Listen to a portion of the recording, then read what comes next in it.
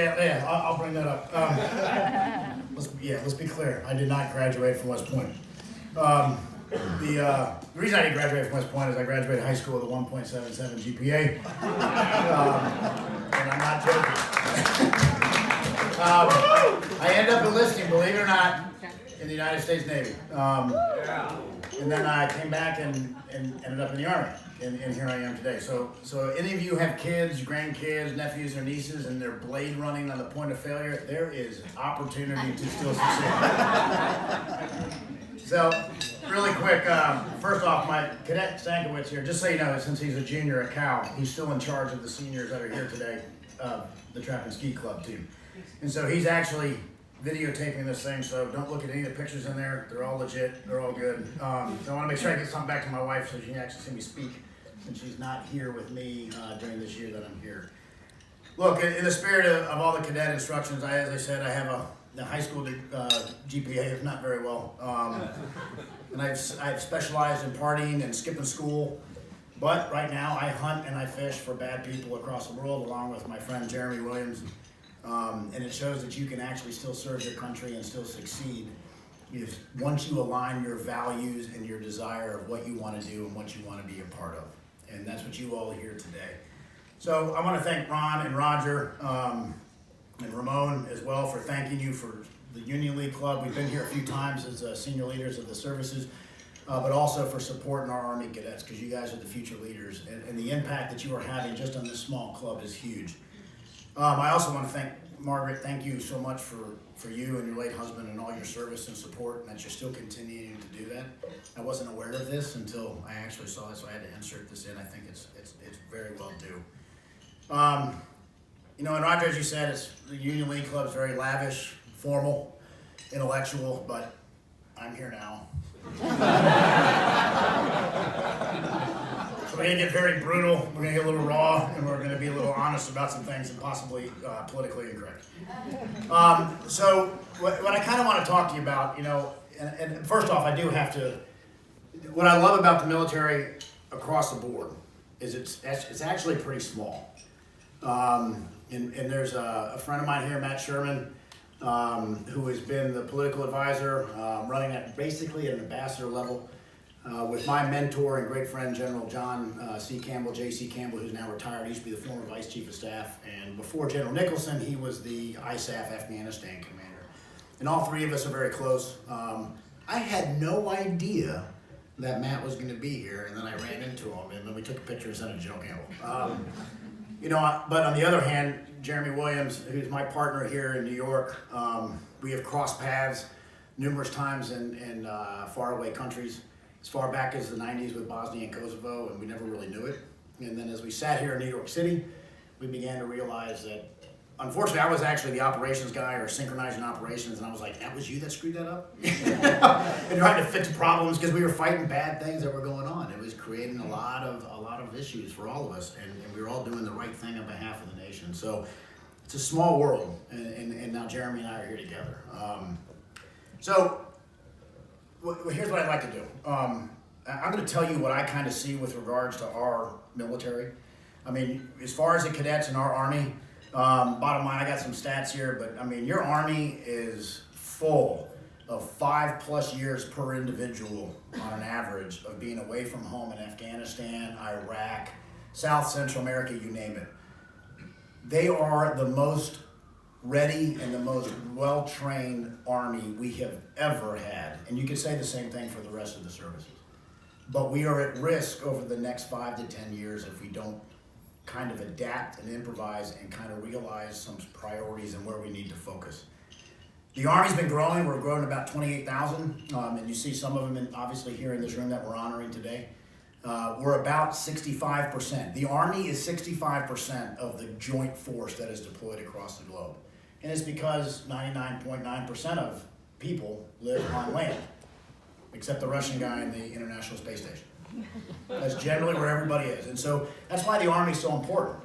And the Navy and the Air Force and the Marines and everybody, we all work together as a joint force. But the stress that's placed on the Army is pretty significant. But you also got to realize is that the education and the training and the level of experience and leadership and also in skills, technical, tactical, you name it, within our entire military is absolutely second to none. And it's getting more difficult to actually have those skill sets because we are having to compete with the private sector. And I'm going to talk about some of the data points that kind of concern me in that aspect. But in the end, though, you can't actually compare what you, as the cadets that are in here today, what you're going to bring to the table in the future. Whether you stay for 5 years or you stay for 20 or 30, what you're going to bring to your local communities is absolutely, bar none, second to none. You are actually the best of the best because you are values-oriented and service-oriented, and you are going to teach people that you touch that you're bigger than yourself. There's something big, you're part of something bigger than yourself. Amen. And that's what makes absolutely all of us in this room exceptional. Amen. So Jeremy and I, Captain Williams that was mentioned earlier,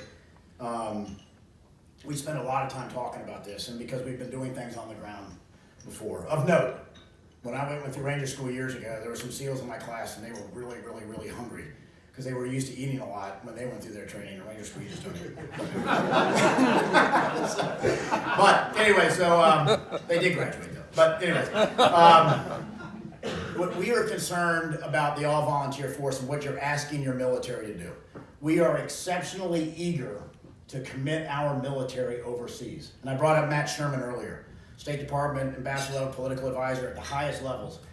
We are willing to send our military to do a lot of things where we're not actually looking at other instruments of national power. And what concerns me with that is that we're leading our force structure into a future that is lacking some critical capabilities that we're going to actually need. And the trend is dangerous, in my opinion, because the rapid technological advances that we're having, coupled with the lack of military experience, not only in our own Congress, but in a variety of other interagency organizations that are out there, is leading to an overcommitment of our military in a lot of areas that maybe we need to be there, maybe we don't need to be there. I don't know what the answer is, but it's a question that has to be asked. And I don't think we're having that dialogue at this particular moment. This is my personal opinion. I think we have developed an amnesia in what the nature of war really is. And so we have to ask ourselves, what do you want your all-volunteer force military to do? And it is to lead men and women into extraordinary circumstances where they may be killed or wounded on behalf of the interests of the United States. So we need to define what those interests really are. And what concerns me about that is when you talk about our own Chief of Staff, General Mark Milley, who I've worked for numerous times, he states, quote unquote, I'm going to read this. Normally I go from the hip and I don't want to screw this up. So, wars have a logic of their own sometimes, and they move in directions that are highly unexpected. Armies don't fight wars. Nations go to war, from service member to civilian to government. And so for us, when there's bumper stickers all over the states that say support the troops but not the war, that doesn't make sense. And that makes me concerned because what do we need to do about it? I think we have to have an actual discussion a little bit harder about what's going on with the all-volunteer force. How big do you want it to be and what do you want it to do? Now what that is though, for you here in the uniforms as cadets, that doesn't change much because your job is to lead. Your job is to recruit, retain, train, and lead men and women in combat. That will never change. But at a bigger picture, what size do you want and what capabilities do you want of the joint force? Right now, the civil-military divide is very interesting in and of itself. There's a geographic divide. When you were in the military, a lot of young soldiers, sailors, airmen, and Marines, when they get out, they move to Fort Bragg, they move to Scott Air Force Base. They stay where their skill sets are. But then a lot of people that don't serve are moving to San Francisco, New York, San Diego, Washington, D.C., Miami, a variety of other urbanized areas. And that's okay. But the problem is that right now, it's basically 75% of our population between 17 and 24 years old are not eligible to join the military. You're going to hear different numbers. We have a peer that keeps saying 17%. And that what he's doing is he's eliminating the college age people because of the Vietnam draft. But in the end, the government can say, I don't care if you're in college, you're going to go to war, we're going to draft you. So generally speaking, 25% of the population is eligible to serve. Most of them that are not eligible to serve because they're obese, overweight, they got criminal behavior, they got behavioral health issues, they got a variety of different issues, drugs, you name it. That's an issue. And the reason it's an issue is when you look at the fact that only 50% of our population at this particular moment would advise a young person to join the military. On the flip side, and I'm evidence of it, because my daughter, for some reason, didn't get accepted into West Point, but she got accepted to the Air Force Academy, or whatever. Okay.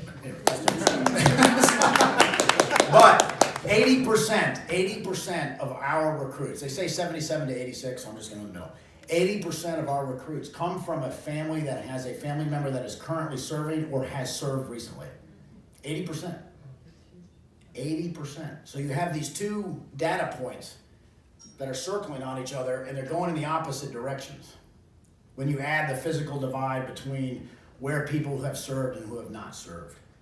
So it's a concern. It creates a warrior caste and it reinforces a civil military divide. And the Union League Club is phenomenal in the fact that you are pulling people together. And then I would ask you to take the 6 degrees of Kevin Bacon and continue to push it out farther to people that don't understand that. Because we're losing a sense of national service, whether you come in the military or not. And we have to address this a little bit more. Millennials are doing great things, but we have to recognize that an all-volunteer force is not necessarily sustainable based off of these data points. And our young men and women that are sitting in here wearing the white uniform right now are going to struggle with that as we start looking at new recruits and being able to retain them. So what I would tell you, for those of you here as cadets, as future leaders and commanders, public or private, you're going to do 5 years and then maybe get out, maybe you do 20, 30.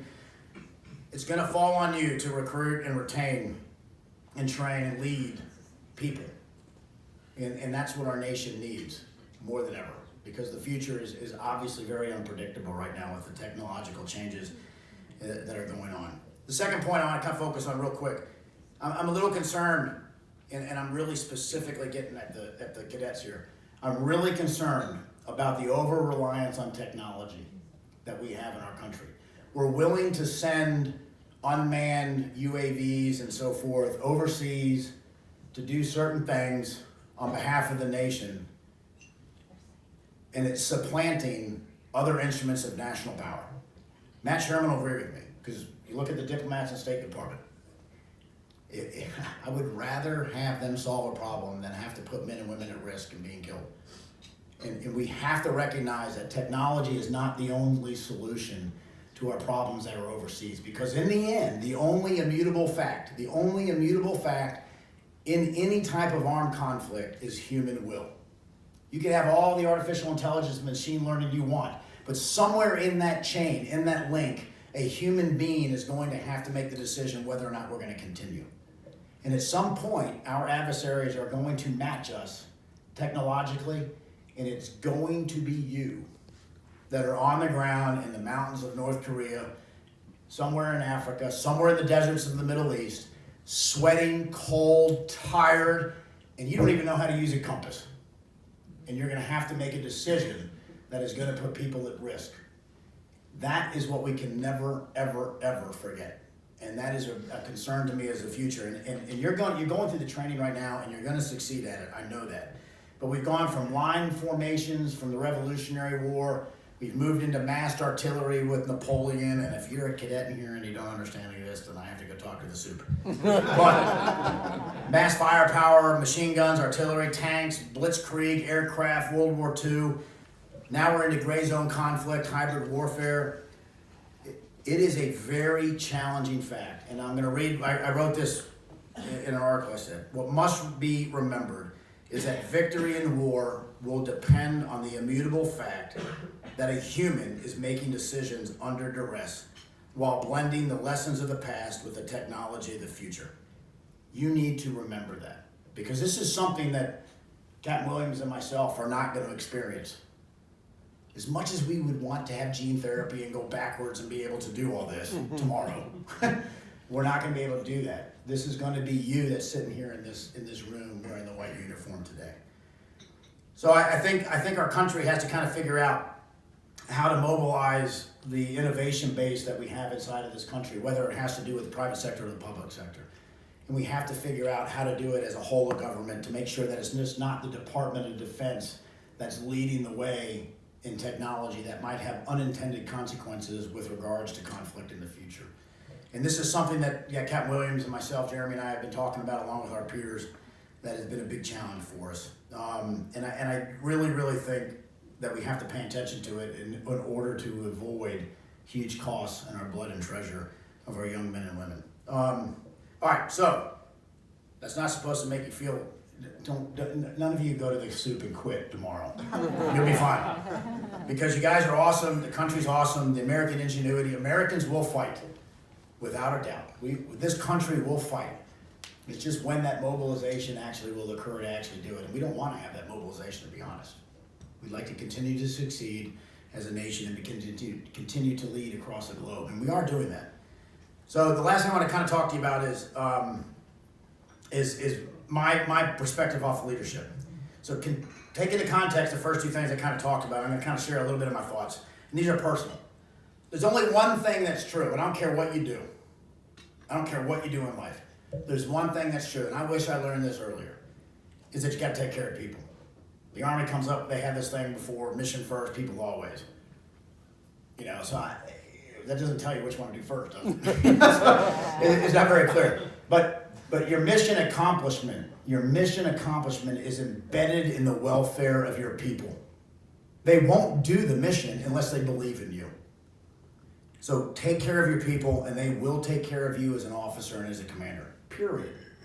And I know that Brian, Jeremy, Matt, and other people that are in here that have served know that, and they're the guys that are wearing the uniform that are in here are flat out that's the case. So some things that I regret with regards to people, places, and things. There's a self-awareness scale. Humility and arrogance. Don't think for a moment, in my opinion, don't think for a moment that if you're all the way over here on the far end of the scale that you're completely humble, that's good. It is in a lot of ways, but somewhere in the middle, you kind of got to balance back yourself back and forth in between that self-awareness score. You do need to be humble, and you don't want to let success beget too much success. And there's a fine line between confidence and arrogance. And as a younger officer, I've stepped over on the arrogance. I know Jeremy's seen it just in the last year, with me, and I understand that. That's me. So you got to be honest with yourself.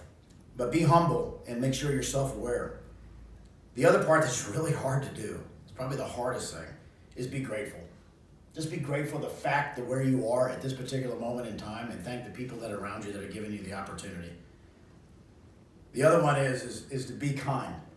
So as you get older, and all the older people in here that hopefully they're older than me too, will probably tell you this. As you get older, you're going to get kinder. So I would suggest to you to start earlier. That's my lesson to you. It's hard, but start being kinder because it's about people. Be positive. It's an infectious trait. Be open-minded. As a commander, I used to bounce around. I used to sit at different places at the table, at the big U-shaped table, staffs briefing me, and then I would get up and move around. I would just change the perspective so I could, as a joke, but I didn't want to kind of sit in there and come in and tell you what I thought the solution was. I kept my mouth shut as best I could. And I just sat around the table so I could get different perspectives, so I could be open-minded. Last thing, everybody tells you to be empathetic. Listen with empathy. And it's absolutely the right thing, but it only goes so far. And the reason I say that is because you live in a world where there's standards and there's discipline. And you have to enforce it. There is a culture of accountability that has to be maintained by all of you. And it's going to be harder for this generation that's sitting here today than it kind of has been for us in the past, because it is so dynamic and so unpredictable right now. So focus on what the Army tells you are the standards, discipline in accordance with what the regulations are and what your goals are and your vision, and hold people accountable. And recognize that holding somebody accountable is not necessarily punishing them, it's giving them rewards at the same time. So just remember that. Empathy is absolutely a vital part of success, but at the same time, there's standards and discipline. And it'll be very difficult sometimes when people have some individual circumstances, but they still need to be held accountable. I would ask you to focus on that as best you can. Anyways, so that being said, I have a piece of paper here that I've modified for years. So when I did the counter drug stuff, it was with an officer that is a class of 1964 graduate of West Point, General Barry McCaffrey, who I personally think is the best warrior this nation's had in years. I used to say all the time that, and I work for him, and we have a very close relationship, that if I found out he was on the other side of the mountain and I said, hey, who's the guy I'm going to go fight against? And I said, General McCaffrey. I'm like, oh shit, pull the plan out again, we got to start over. Because he is absolutely something else. And so I've modified over the time. So these are my perspectives for you wearing the white uniform right here today, you cadets. You need to trust your soldiers and let them learn, let them fail. They're ferociously brave, and if they believe in you, they will follow your orders, even knowing that their death might be likely. In this generation of us, we've done that, and they will do it. Be an expert at your job. No offense, I don't care if you graduated West Point. If you don't know how to call for artillery or air to ground or CAS or read a compass, you're irrelevant. Know your job and be an expert at it. Next egg perfect information never exists. Take risk, make sure it's calculated, make sure your chain of command knows what it is. Take care of your soldiers. Get them food, water, sleep, a shave. They'll recover from blisters when digging holes, but they're not going to recover when they're dead. So take care of them. Ruthless enforcement of the combat standards and training is absolutely critical. You're their servant, and you got to hold them accountable for that. Soldiers need to understand the plan to the lowest level you can get. I used to grab my phone, although you got it right now. I used to pull it out when I was a commander. I used to hold it up. This generation, you want to know the why. So take an extra 10 seconds to make sure your leadership knows what the plan is. Never ask or make a soldier to do something they're not capable of. If you can't read a map, then you shouldn't be an infantry lieutenant. Leaders go first. You got to see the battle. Giving orders from the rear is like pushing string. If you don't believe me, go outside, stand out there by the bar, try to push string. It ain't gonna go anywhere. And last, never, ever abandon your soldiers on a field of battle. They need to know that before you get there. And I can tell you that some of you are in here, and I know Jeremy and I have, we have spent days recovering our wounded, our killed, and making sure that they got home to their families. Never leave them. That is a central part of the trust between all of you. I have the fullest confidence in all of you. I have no idea where, actually, out of all the fellows that are at the Council on Foreign Relations, Jeremy and I have no idea where we're going yet. So we're the only two waiting for an assignment. But I do know where you're all going to go. You're actually going to go where Jeremy and I want to go, which is back leading troops. Unfortunately, you get older and you get promoted and you can't do that. But I have full confidence in all of you. The fact that you're here, you're part of a club. It brings a camaraderie amongst all of you, and I'm very proud to have been here tonight. So Ron, Roger, everybody, thank you so much for giving me the opportunity to be here. So thank you.